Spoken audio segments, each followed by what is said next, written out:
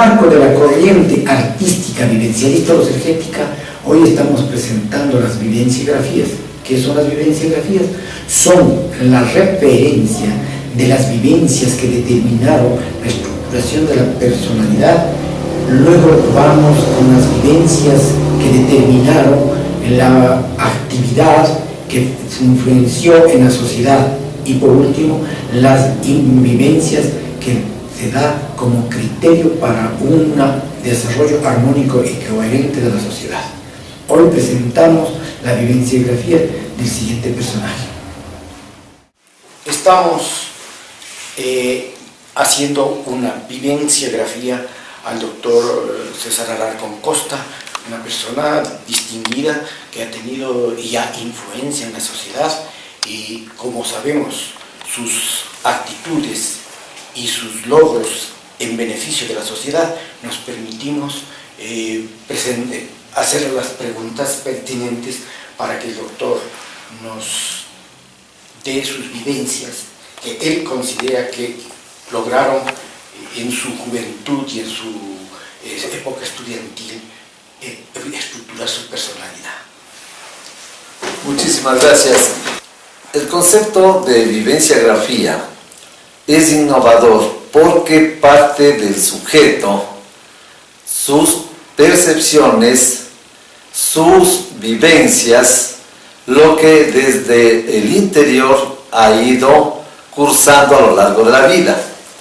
Esto es muy importante porque entonces se escribe desde adentro, lo cual no es ni solo objetivo ni solo subjetivo, sino los dos a la vez.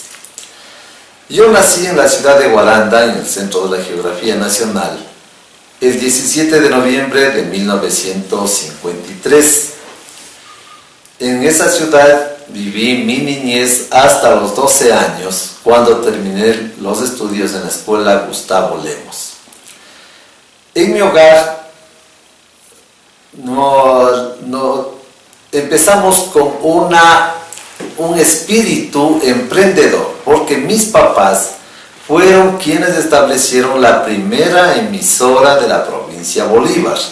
Y los hijos íbamos colaborando también con la emisora. Los hijos varones, cuando ya cambiábamos de voz, éramos locutores de la emisora. También éramos quienes recogíamos la información o manejábamos el tema de los discos, la música en términos generales. Luego, a partir de los 12 años, me enviaron a la ciudad de Quito, y esa era una tradición familiar. Todos los hijos, hombres y mujeres, a los 12 años veníamos a Quito. Las mujeres a colegio religiosa y los varones al colegio Mejía. Es donde nos formábamos con ese espíritu rebelde de la juventud de entonces, inspirada en los mensajes de Juan Montalvo. Esto es lo que daba sentido a la vida e identidad a la juventud ecuatoriana en esa época. Estoy hablando de mediados del siglo XX. El Colegio Mejía, pues, era un colegio que permanentemente estaba en las calles, porque la juventud de entonces era una juventud eminentemente política. Recordemos la enseñanza de Juan Montalvo, que decía: desgraciado el pueblo donde la juventud no sea rebelde y los estudiantes no hagan temblar al mundo. Esto es lo que nos inspiraba. Y estábamos en el Colegio Mejía, del patrón Mejía, en homenaje a un gran ecuatoriano que brilló por su oratoria y su pensamiento totalmente identificado con la causa de la libertad y la dignidad humana en las Cortes de Cádiz. El Colegio Mejía además fue fundado por Eloy Alfaro, un colegio laico de espíritu libre. Esto nos comprometía a todos los estudiantes a ser rebeldes en el término creativo, en el término no de falta de respeto, no, totalmente respetuosos de la moral, de la ética, de la cívica, de la historia, de los principios, de los valores y virtudes ciudadanas, pero en cambio inconformes con el mundo en el que estábamos, y comprometidos a crear un mundo con mayor justicia. Y esto es entonces lo que nos tenía a los estudiantes del Mejía, entre los 12 y los 18 años, en términos generales, como partícipes activos de la vida política nacional.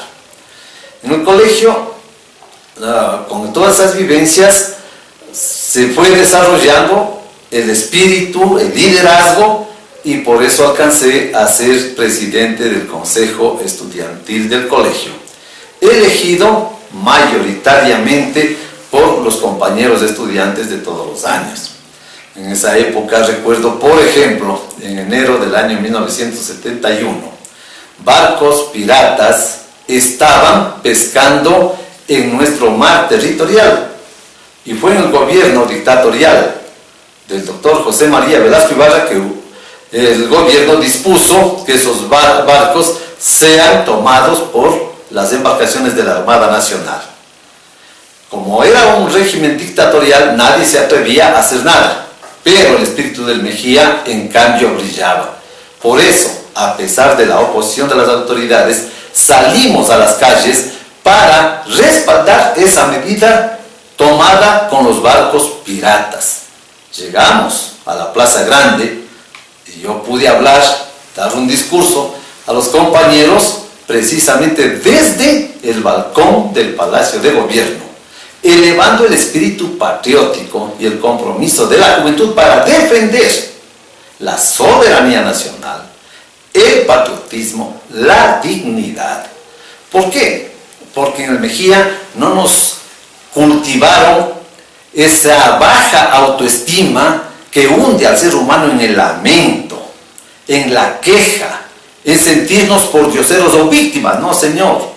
El Mejía era rebelde y se hacía respetar, y esa voz tenía que elevarse para respetar y hacer respetar a la patria ecuatoriana. Luego pasé a la Universidad Central y estudié en la Facultad de Jurisprudencia Derecho.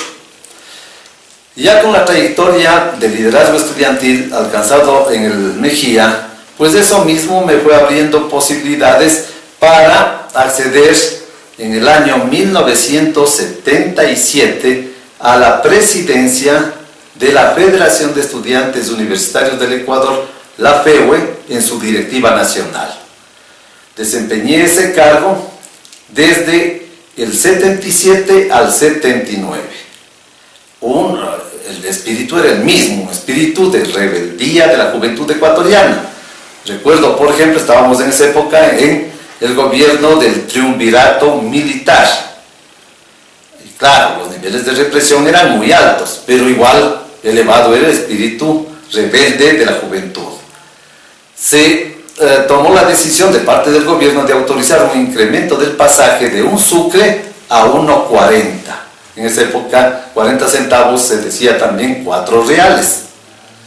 Y nosotros encendimos la protesta popular, se agitó toda la ciudad de Quito en contra de esa arbitraria elevación del precio de los pasajes, y a eso se le llamó la guerra de los 4 reales.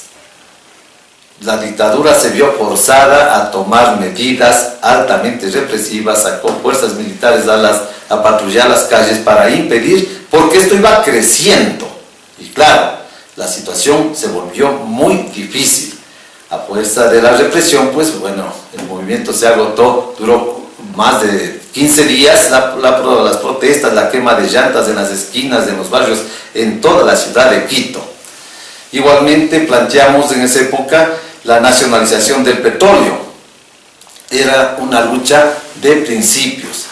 Esto es lo que en la época de la juventud, y hasta que terminé la educación secundaria y superior, pues proyectó ese liderazgo comprometido con la patria ecuatoriana en el fondo y en la forma, porque el patriotismo es una de las columnas vertebrales de la identidad de los seres humanos.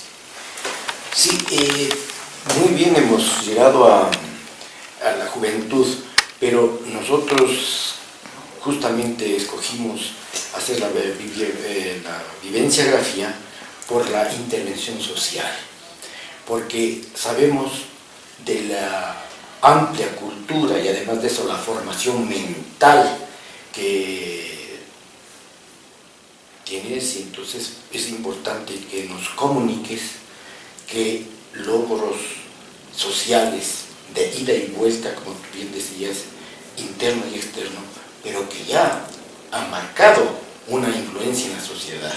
Es importante porque nosotros queremos grabar esto justamente, que quede perenne como mensajes para que vean las personas, la juventud principalmente, todos en general, tener un ejemplo de actividad dentro de los parámetros de justicia y de libertad.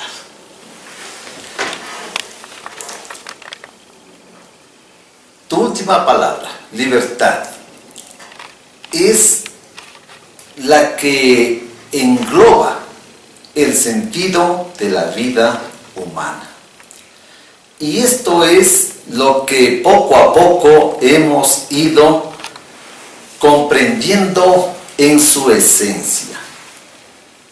Después de terminar la vida universitaria y incorporarnos a la vida profesional, tuve la suerte de incorporarme a la Fundación Ecuatoriana de Desarrollo a finales del año 1984. Esta fundación, fundada en el año 68, realizaba trabajos especialmente en el campo para promover las iniciativas de los agricultores, de los campesinos, tanto de la sierra como del subtrópico. Y esto fue muy interesante. Pero ya en el año 84, esta fundación empieza el primer programa de desarrollo de la microempresa en el Ecuador. Esa palabra en esa época no se usaba en el país, ni siquiera en la universidad, a lo que comúnmente se llamaba o se llama vendedores ambulantes, por ejemplo. En el mejor de los casos se les decía trabajadores autónomos, o vendedores de mercado, vendedores de la calle, o en términos ideológicos, desde el punto de vista de la izquierda, se les decía subproletarios o semiproletarios, es decir, no se les reconocía a este sector social, que es el mayoritario del Ecuador, no se les reconocía identidad propia, sino que de manera subalterna se le identificaba más bien en función de otros sectores sociales. Por ejemplo, decir subproletario o semiproletario, quien está definido es el proletariado, y esto es una categoría anexa, secundaria, subalterna. En la economía formal y en la académica, en la universitaria, ni siquiera se le tomaba en cuenta.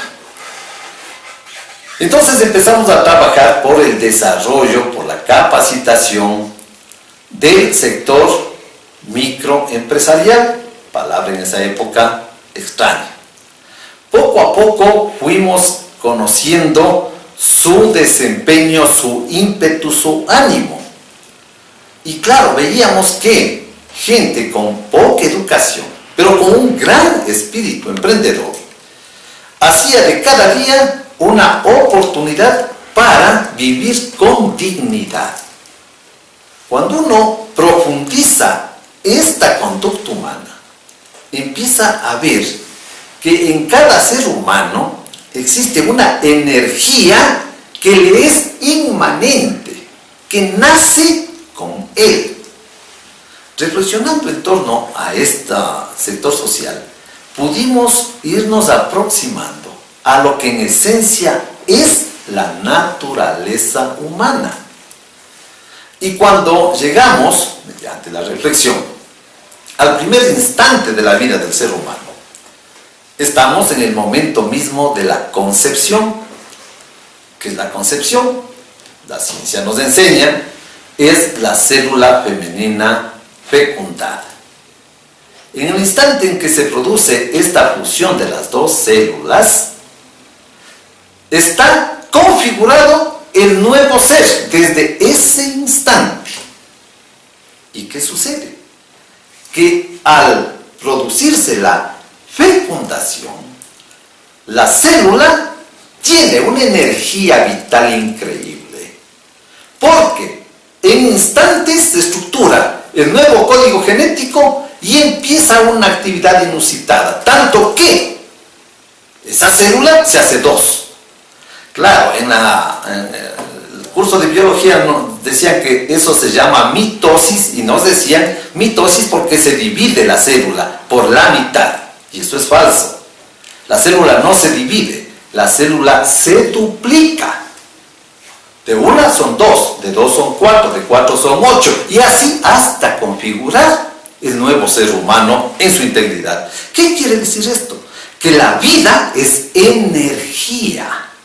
Energía que se proyecta y que tiene un ímpetu en sí mismo. A la célula fecundada nadie le da un curso, nadie le enseña qué hacer, nadie le explica. La célula en sí misma tiene esa energía.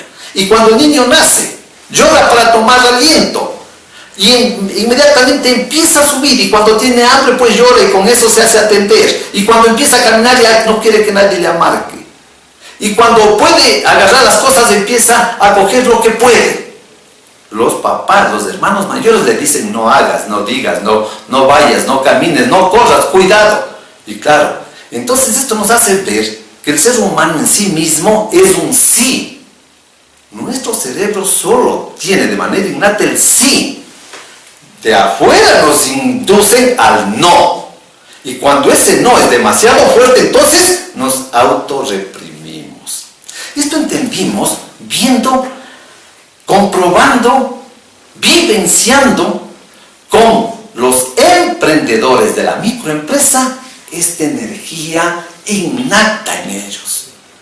Esto nos sirvió para entender que libertad no es un decreto o un artículo de una ley, de un código, de una constitución. No, la libertad es liberar el ímpetu, el talento, la energía con la que nacemos. La libertad es la esencia de la vida porque significa autorrealización humana. Y esto es lo que hemos aprendido en el curso de estos años, desde 1984, cuando nos aproximamos al trabajo de la microempresa en el Ecuador. Esto nos permitió que en el año 2002, luego de haber formado el movimiento político Libertad, que alcanzó el reconocimiento como partido político y la lista 11, se lanzó mi candidatura a la presidencia de la República y el eslogan de la campaña era: Ecuador, patria de emprendedores. Y esto es lo que nos ha dado una de las mayores satisfacciones, haber incorporado al pensamiento ecuatoriano, al horizonte ecuatoriano, la identidad del emprendimiento, que significa libertad del ser humano. Agradecemos realmente tu explicación muy concienzuda y profunda, pero yo pienso que todos estos conocimientos no se deben quedar en la historia, y esto realmente es este es nuestro objeto. Estamos en el frente de defensa del seguro, y porque al jubilado y a las personas que son, digamos, aseguradas, todas las que tienen alguna relación con el seguro, se trata como menos que un número, porque si quiere el número tiene una identificación. Acá no, son objetos de desechar y se están feriando lo económico sin tomar en cuenta los criterios de salud y de desarrollo de las personas. Y mucho más hay jubilados que necesitan más, están, digamos, en este frente, estamos agrupados en un frente para defender nuestros derechos. Entonces, me parece muy oportuno que tengamos una orientación y tú seas, digamos, parte de este luchar, si se puede decir, en beneficio de un futuro, no solo nuestro, sino de todos. Entonces, yo sí me permito nombrarte como parte de nosotros, porque si estamos empeñados en eso y vemos que toda tu trayectoria ha sido importante en esa línea de justicia, de libertad, entonces sí querría que tú, digamos, correlacionar los criterios nuestros con los tuyos y hacer un frente de defensa con todos los criterios, hasta jurídicos, porque muchas veces, como hay una limitación de lo jurídico, entonces no se toma en cuenta. Pero cuando ya hay una condición jurídica y vivencial en este caso, por eso aprovechamos la oportunidad para que tú nos des unos criterios al respecto. Existe una diferencia sustancial en el ser humano y que parte de la mentalidad. El ser humano es lo que orienta su mentalidad. Si la mentalidad es pesimista, negativa, entonces el ser humano se convierte en objeto. Si la mentalidad es optimista y positiva, el ser humano se constituye en auténtico sujeto. Sujeto es el que hace las cosas. Objeto es el que soporta las consecuencias de lo que hace el sujeto. Eso hay que estar absolutamente claro. ¿Qué pasa cuando al ser humano se le llega con subsidios y con ayudas y, entre comillas, con socorros? Se convierte en objeto de la compasión. La compasión puede ser grande o puede ser pequeña, pero es objeto que espera que le den. Y eso es un atentado contra la dignidad y la condición humana. El ser humano es sujeto, es actor, es protagonista. Es el que orienta, el que decide y el que hace. Pongamos un ejemplo muy simple. Imaginemos un partido de fútbol. Hay 22 jugadores en la cancha y un árbitro. Y puede haber 20, 30, 40 mil espectadores en los asientos, en el graderío. Los 11 jugadores en la cancha despliegan su iniciativa, su ingenio, su agilidad, su fuerza, su astucia, y hacen goles y son estrellas y les aplauden. Los miles de espectadores, por activos, por entusiastas que sean, claro que han pagado la entrada, pero por alegres o contentos o tristes que estén, nunca tienen posibilidad de ni siquiera de pisar el césped, peor de acercarse al balón, no se diga de hacer goles. Como espectadores solo podrán aplaudir o silbar, nada más. En cambio, los jugadores tienen la posibilidad de hacer goles, de ser estrellas, y ellos deciden la suerte del encuentro de fútbol. Así es la vida. Si es que se renuncia por comodismo, por debilidad o por lo que sea a la condición de actor, entonces se autocondena a soportar las decisiones, que en muchos casos pueden ser abusivas, de quienes sí están haciendo. Por eso, no podemos ser en ningún caso ni indiferentes ni meros espectadores. El ser humano no nació para eso. El ser humano nació para autorrealizarse como actor, como protagonista de los hechos. Si renuncia a eso, pues entonces no se queje.